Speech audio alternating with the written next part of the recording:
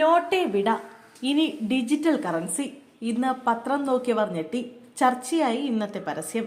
ഇന്ന് രാവിലെ വീട്ടുമുറ്റത്തെത്തിയ പത്രമെടുത്ത് തുറന്ന് നോക്കിയപ്പോൾ മിക്ക മലയാളികളും ഞെട്ടി. നോട്ടേ വിട ഇനി ഡിജിറ്റൽ കറൻസി എന്നതായിരുന്നു ഇന്ന് പുറത്തിറങ്ങിയ മലയാളത്തിലെ പ്രമുഖ പത്രങ്ങളുടെ ഒന്നാം പേജിലെ പ്രധാന തലക്കെട്ട്. രാജ്യത്ത് ഫെബ്രുവരി 1 മുതൽ കറൻസി നോട്ടുകൾ ഇല്ലാതാകുമെന്നും ഡിജിറ്റൽ കറൻസിയിലായിരിക്കും ഇടപാടുകൾ നടത്തുക എന്നതുമായിരുന്നു വാർത്ത. തലേ ദിവസങ്ങളിൽ ദൃശ്യ ഓൺലൈൻ മാധ്യമങ്ങളിലോ ഒരു സൂചന പോലുമില്ലാത്ത വാർത്ത ആയിരുന്നതിനാൽ തന്നെ വായനക്കാരാകെ ഞെട്ടിയ അവസ്ഥ. 2016 നവംബർ 8 നടന്ന നോട്ട് നിരോധനത്തിന്റെ ഓർമ്മയിൽ മിക്ക വായനക്കാരും വാർത്ത വിശ്വസിക്കുകയും ചെയ്തു.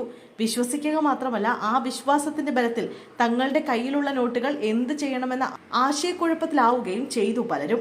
എന്നാൽ വാർത്ത സൂക്ഷിച്ചു വായിക്കുമ്പോഴാണ് ട്വിസ്റ്റ്. പത്രത്തിലേക്ക് ഒന്നുകൂടി നോക്കിയാൽ കാണാം മാർക്കറ്റിംഗ് ഫീച്ചർ എന്ന മുന്നറിയിപ്പ്. അപ്പോൾ കത്തും സംഗതി പരസ്യമാണെന്ന്. ലോകത്തെ ആദ്യ ആഴക്കടൽ നഗരം യാഥാർത്ഥ്യമായി.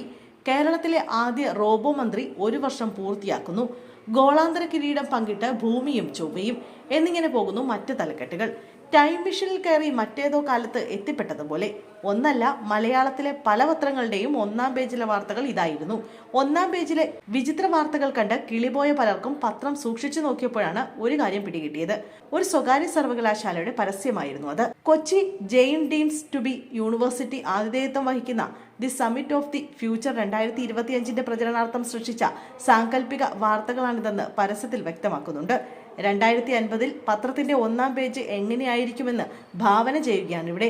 ആദ്യം ചില ആശയക്കുഴപ്പം ഉണ്ടായെങ്കിലും പരസ്യം സോഷ്യൽ മീഡിയയിൽ ഉൾപ്പെടെ ചർച്ചയാണ്.